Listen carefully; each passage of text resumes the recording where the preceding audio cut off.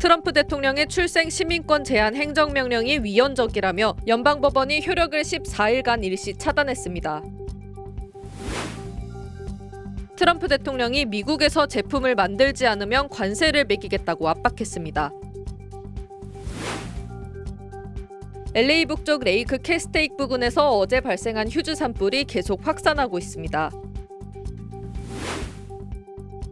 트럼프 대통령이 LA 지역 산불 피해에 대해 연방 차원의 지원을 하지 않겠다는 입장을 재확인했습니다.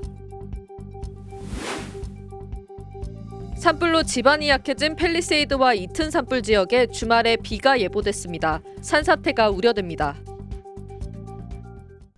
시청자 여러분 안녕하십니까? SBS 뉴스 시작합니다. 트럼프 대통령의 출생시민권 제한 행정명령에 연방법원이 제동을 걸었습니다. 이 행정명령이 위헌이라며 효력을 일시적으로 차단한다고 결정했습니다. 보도에 조성원 기자입니다. 시애틀 연방법원의 존 코에너 판사는 미국에서 출생하는 아기에게 자동으로 시민권을 부여해온 정책을 제한하기로 한 행정명령이 명백히 위헌적이라고 지적했습니다. 따라서 워싱턴과 애리조나, 일리노이, 오리건주가 제기한 위헌 소송에서 행정명령 시행을 당장 막아달라는 원고 측 요청을 일부 받아들여 효력을 14일간 차단한다고 밝혔습니다. 이번 결정은 긴급 차단 명령으로 추가로 행정명령 시행을 막을지 여부는 오는 2월 5일 심리에서 결정됩니다. 코에너 판사는 레이건 전 대통령 시절 임명된 판사입니다. 시애틀에서 제기된 이 소송은 미 전역의 22개 주와 전국의 여러 이민자 권리단체가 제기한 같은 내용의 소송 총 5건 중 처음 재판이 열린 것으로 이번 연방판사의 결정은 전국적인 효력을 미칩니다. 이번 행정명령은 미국에서 불법 체류자들에게서 태어난 아이들이 더 이상 시민권을 받을 수 없다는 내용입니다. 불법 체류자 외에도 관광객, 대학생, 임시 노동자와 같이 합법적이지만 일시적으로 미국에 체류하는 사람도 해당됩니다. 이에 대해 소송을 제기한 민주당 소속 주 법무장관들은 이번 행정명령이 위헌이라고 주장하고 있습니다. 수정헌법 14조는 미국에서 태어나거나 미국에 귀화한 모든 사람은 미국과 그 거주하는 주의 시민이라고 명시하고 있습니다. 이번 시애틀 소송 원고 측 소장에 따르면 미국에 불법으로 체류하는 어머니에게서 태어난 시민권자 자녀는 마지막 집계인 2022년 한 해만 약 25만 5천 명에 이릅니다. SBS 조성원입니다. 트럼프 대통령이 세계 경제인들이 모인 다보스 포럼 연설에서 미국 우선주의 경제 정책을 다시 한번 강조했습니다. 미국에서 제품을 만들지 않으면 관세를 매기겠다고 압박했고 전 세계 국가들이 금리를 내려야 한다고 주장했습니다. 뉴욕 김범주 특파원의 보도입니다. 세계 주요 경제인들이 모인 스위스 다보스 포럼에 트럼프 대통령이 화상 연설로 등장했습니다. 자신의 메시지는 매우 간단하다면서 미국에서 제품을 만들면 지구상 어디보다 낮은 세금을 적용하겠다고 입을 열었습니다. 하지만 반대 경우엔 관세를 물게 될 것이라고 압박했습니다. But if you don't make your product in America, which is your prerogative, then very simply you will have to pay a tariff. 우크라이나 전쟁을 끝내기 위해서 석유 수출국 기구에 유가를 내리라고 요청할 것이라고도 말했습니다. If the price came down, the Russia-Ukraine war would end immediately. Right now, the price is high enough that that war will continue. 러시아가 주로 중국과 인도에 석유를 팔아서 전쟁을 치르고 있는데 유가가 내려가면 그 힘도 같이 떨어질 거란 계산인 걸로 풀이됩니다. 이 발언 이후 실제로 국제 유가가 1% 이상 떨어졌습니다. 그러면서 전 세계 나라들이 그 이후에는 금리를 내려야 한다고 주장했습니다. 물가가 떨어지는 만큼 금리를 내릴 여력이 생길 거란 뜻인데 다음 주 새 정부 출범 후 첫 금리 결정 회의를 열 연준을 압박한 것으로 해석됩니다. 이어서 회의에 모인 유럽 인사들을 겨냥한 듯 유럽에 대한 불만을 쏟아냈습니다.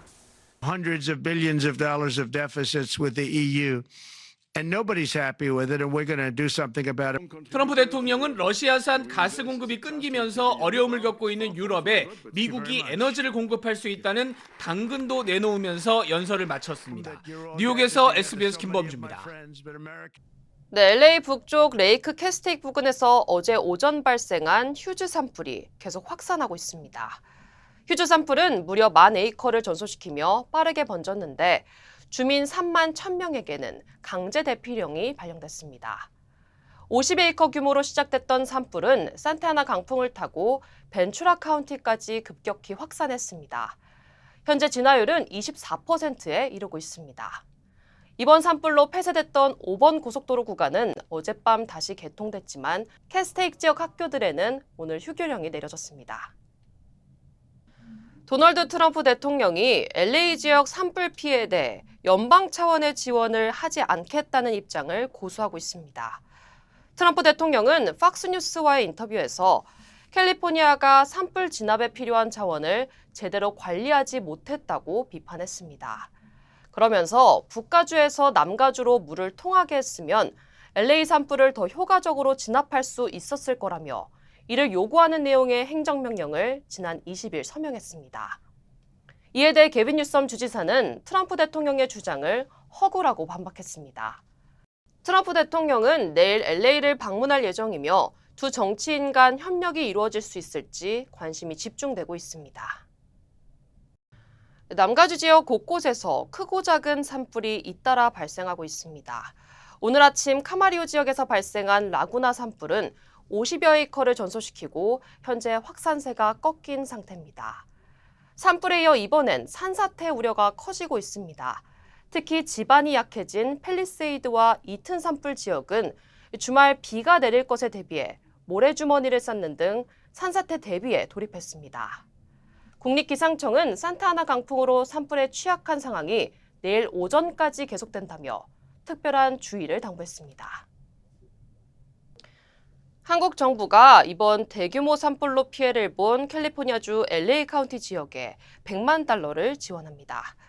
한국 외교부는 오늘 100만 달러 규모의 인도적 지원을 현지 공익구호단체를 통해 제공할 예정이라고 밝혔습니다. 지원금은 이번 화재로 피해를 입은 주민들을 위한 즉각적인 구조 지원은 물론 보건과 아동복지시설 등 기묘한 커뮤니티 시설 복구를 포함한 장기적인 복구 노력에 사용될 예정입니다. 김영한 로스앤젤레스 총영사는 어려운 시기에 대한민국 국민들은 LA 지역 주민들과 함께 연대하고 있다며 지원할 수 있게 되어 기쁘다고 강조했고, 캐런 베스 LA 시장은 가장 필요할 때 도움의 손길을 내미는 사람들의 연민과 헌신에 감동을 받는다며 감사의 뜻을 표했습니다. 네, 다음 소식입니다. 네이턴 호크만 LA 카운티 신임 검사장이 오늘 아시안 커뮤니티와 첫 간담회를 가졌습니다. 호크만 검사장은 한인 커뮤니티를 비롯한 아시안 커뮤니티가 절도와 주거 침입부터 폭력과 증오범죄까지 다양한 범죄 피해를 입어왔다며 앞으로 범죄 근절을 위해 총력을 다하겠다고 약속했습니다. 또 아시안 대상 증오범죄에 대해 처벌을 강화하는 것은 물론 예방과 교육에도 힘쓰겠다고 강조했습니다. We are going to hold these criminals accountable to make sure that we prioritize the community's safety so that people feel both the ability to when they are victimized to make sure that they report those crimes to law enforcement and the DA's office and that we then do something about it. 호크만 신임 검사장은 다음 달 13일 LA 한인회를 방문해 한인 커뮤니티 리더들과 만날 계획입니다. 네, 켄터키주 곳곳에서 인종차별을 표방하는 쿠클럭스 클랜 KKK 전단지가 발견돼 논란입니다. 이 전단지에는 지금 당장 떠나라 같은 이민자를 겨냥한 문구가 적혀 있었습니다. 벨뷰 경찰국은 전단지가 외부 세력에 의해 무작위로 배포된 것으로 추정하고 FBI와 함께 조사에 착수했습니다. 경찰은 이러한 전단지를 배포할 경우 쓰레기 투기 혐의로 기소될 수 있다고 강조했습니다.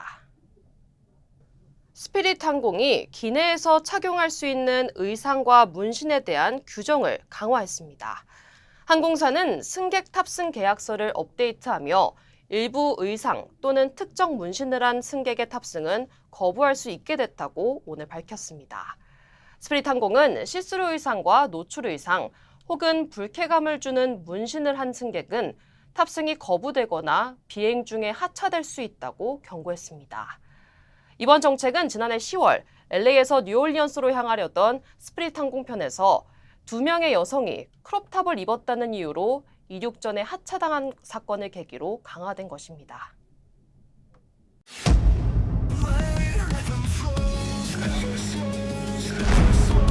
Every time you feel defeated, find your flow within.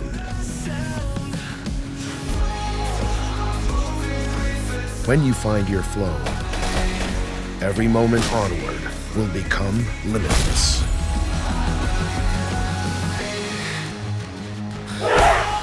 Find your flow every time. 한국 소식입니다.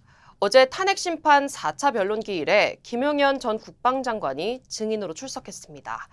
윤 대통령은 직접 증인 신문에 나섰는데 김 전 장관이 들고 온 계엄 포고령이 법적으로 문제가 많았지만 집행 가능성이 없어서 손대지 않았다고 말했습니다. 보도에 백운 기자입니다. 12.3 비상계엄 사건으로 가장 먼저 구속된 김용현 전 국방장관과 윤석열 대통령이 심판정에서 마주 앉았습니다. 국회 측은 모든 정치 활동을 금지해 계엄 직후부터 위헌 위법 지적을 받았던 계엄 포고령 1호의 작성 경위에 집중했는데 윤 대통령이 포고령에 문제 제기를 하지 않았느냐고 물었습니다. 피청구인도 이 일항 내용 보고 아무런 문제 제기를 안 했습니까? 대통령도. 네. 그 특별한 언급은 없으셨습니다. 윤 대통령은 듣고만 있지 않고 직접 김 전 장관 신문에 나섰습니다. 사실은 법적으로 검토해서 손댈 거는 많지만 어차피 이 계엄이라는 게 길어야 하루 이상 유지되기도 어렵고 그런 어떤 상징적이라는 측면에서 집행 가능성은 없지만 이에 김 전 장관도 법전부터 찾던 윤 대통령이 당시엔 법전도 안 찾았다며 거들었습니다. 하지만 재판부는 포고령 1호가 사실상 국회의 기능을 정지시키겠다는 의도가 있는 것이 아니냐고 재차 캐물었고 김 전 장관은 입법 활동은 존중하지만 정치 활동을 빙자해 국가를 문란하게 하는 활동은 제한할 수 있다는 판단이란 논리로 맞섰습니다. 윤 대통령과 김 전 장관 모두 계엄 선포의 의미를 애써 축소하려 했지만 의무는 해소되지 않았고 논란이 계속됐습니다.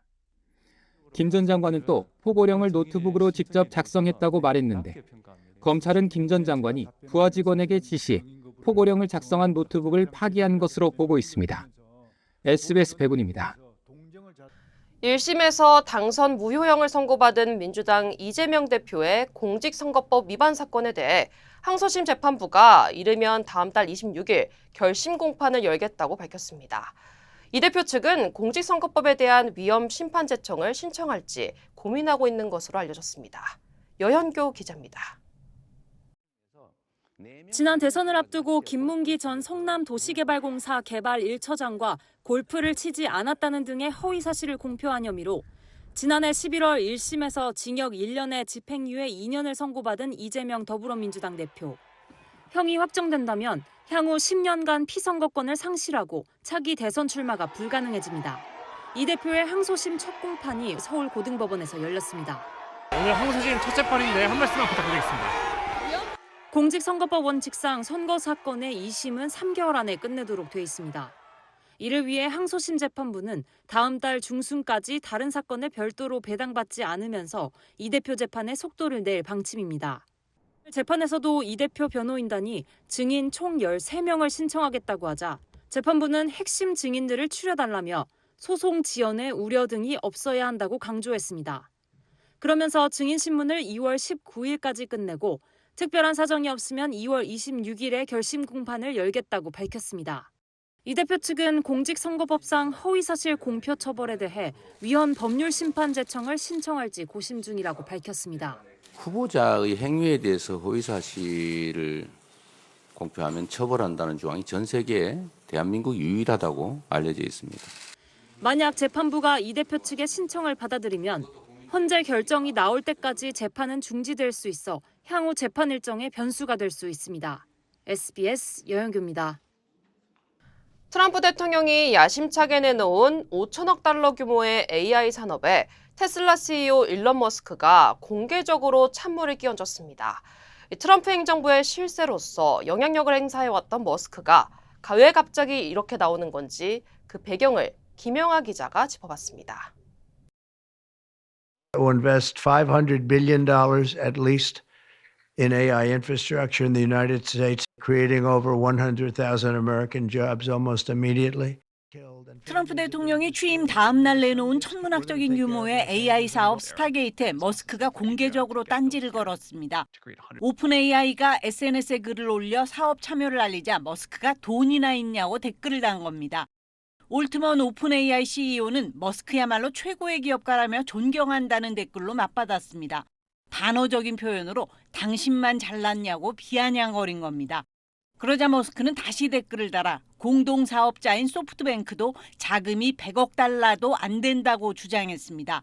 올트먼은 머스크의 주장을 일축하며 나라에 좋은 사업이니 나라 생각을 먼저 하라고 비꼬았습니다. 사업에 끼지 못한 머스크가 목리를 부린다는 취지로 비판한 겁니다. 머스크와 올트먼 지지자들도 다양한 밈을 만들며 설전에 가세했습니다. 미국 언론은 두 사람의 개인적 원한을 배경으로 지목했습니다. 머스크는 올트먼과 함께 오픈 AI를 설립했지만 관계가 틀어져 XAI라는 별도의 AI 스타트업을 차렸습니다. 오픈 AI가 인류를 위한 AI를 개발하겠다는 약속을 어기고 영리를 추구하고 있다며 소송도 제기했습니다. 트럼프 대통령은 아직 공식 반응을 내놓지 않고 있습니다. 이번 사건이 트럼프와 머스크 사이의 균열로 번질 수 있다는 관측도 나옵니다. 일각에선 트럼프 대통령이 머스크의 영향력을 견제해 의도적으로 경쟁을 부추기고 있다는 해석도 나옵니다. SBS 김영화입니다. 트럼프 대통령 취임 이후 처음으로 한국과 미국의 외교수장이 전화통화를 했습니다. 그런데 그 통화가 끝난 뒤에 한국이 내놓은 자료에는 북핵 공조라는 내용이 담겨 있었지만 미국 발표에는 그런 내용이 없었습니다. 최재영 기자의 보도입니다. 미국 트럼프 2기 행정부의 루비오 신임 국무장관은 취임한 지 하루도 안 돼 우방국 중 9번째로 조태열 외교부 장관과 전화통화를 했습니다. 두 장관은 한미동맹의 굳건함을 확인하고 한미일 관계를 더욱 발전시키기로 뜻을 모았습니다. 특히 외교부는 한미 두 장관이 북핵 문제와 관련한 공조를 강조했다고 전했습니다. 하지만 미 국무부의 보도자료엔 북핵 공조란 내용이 담겨 있지 않습니다. 우리 정부는 북한을 핵 보유국으로 인정하지 않는 상황에서 이 트럼프 대통령의 김정은 핵 보유국이란 발언이 취임 직후 나왔고 이번엔 북핵 공조를 우리만 강조한 셈이 됐습니다. 국무부에서 낸 보도자료에 대해서 저희가 평가를 굳이 말씀드리지는 않겠습니다. 외교부 고위 관계자는 공동 합의문이 아니어서 각자가 강조하고 싶은 부분을 강조한 것이라고 전했습니다. 트럼프 대통령 취임 이후 처음 열린 미국과 일본, 호주 그리고 인도의 안보협의체인 쿼드 회의 공동성명에선 한반도 비핵화란 표현이 빠진 걸로 확인됐습니다. 이전 바이든 행정부 땐 포함되어 온 표현입니다. 미국이 북한의 비핵화를 적극적으로 추진하지 않을 가능성, 그리고 북미 대화를 재개하는 데 있어서 한국의 목소리를 적극적으로 반영하지 않을 가능성, 이런 부분을 염두에 두고 전문가들은 미국이 북핵 문제에서 유화적 메시지를 앞세워 북한을 일단 대화 테이블로 끌어오려는 포석을 두고 있다는 분석도 내놓고 있습니다. SBS 최재영입니다.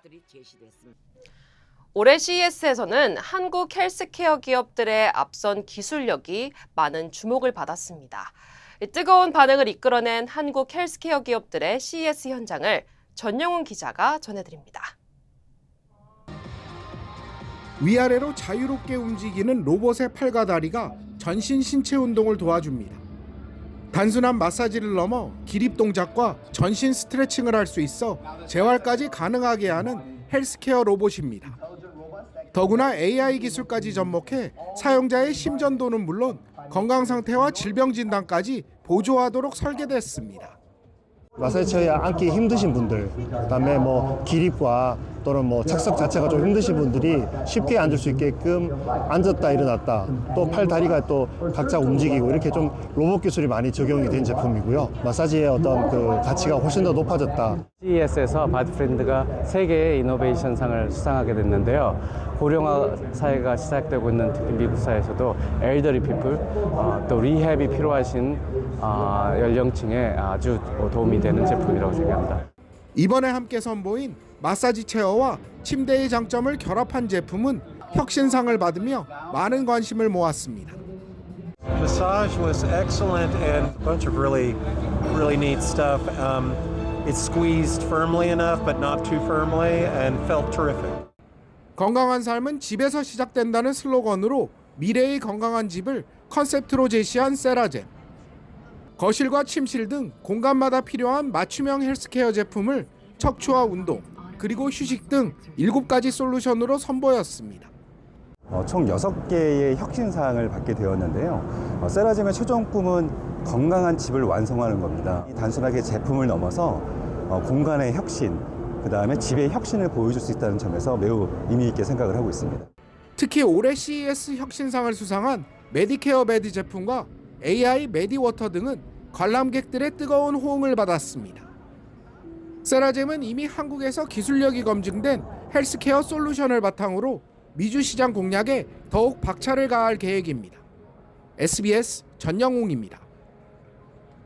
네, 아마존에서 판매된 히터가 화재를 일으킬 가능성이 있어 리콜됐습니다. 각 지역 주요 한인사의 소식 이원정 기자입니다. 한인회가 대형 산불 피해자들을 위한 성금 모금 캠페인을 시작합니다. 한인회는 마스크와 담요, 구호물자 등을 지원해왔지만 최종 복구까지는 긴 시간이 될 것으로 예상돼 피해자들에게 조금이나마 도움을 주고자 성금을 모금한다고 밝혔습니다. 야마바 리조트앤카지노와 페창가 리조트앤카지노가 구정을 맞아 설맞이 행사를 개최합니다. 야마바 리조트는 유명 셰프 제트 틸라가 홍바오 키친과 협업해 오는 2월 25일까지 특별 메뉴를 선보이며 다양한 게임과 공연 등을 펼칠 예정입니다. 페창가 리조트도 행운의 빨간 봉투 이벤트와 사자춤 공연, 국가 스탠 콘서트 등으로 설날을 축하할 예정입니다. 뉴욕시에서 혈액 수급에 비상이 걸렸습니다. 뉴욕시 혈액센터는 연말연시에 헌혈 인구가 감소하면서 모든 혈액형 혈액 재고가 최대 사흘치밖에 되지 않는다고 밝혔습니다. 특히 O형과 B형의 경우 가장 우선적으로 수급이 필요한 상황이라고 덧붙였습니다.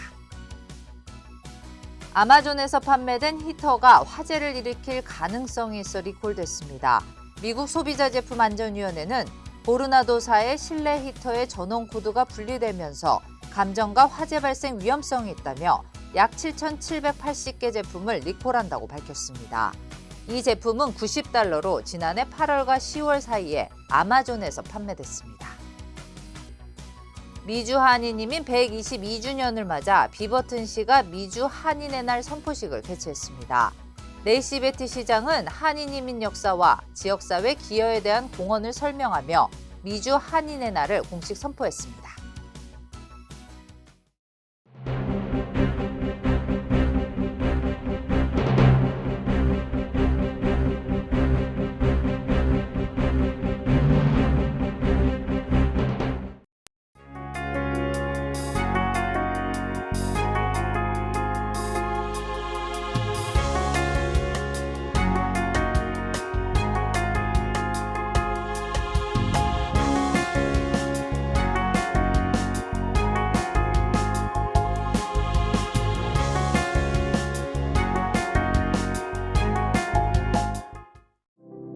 여러분 안녕하십니까? SBS 뉴스를 시작하겠습니다.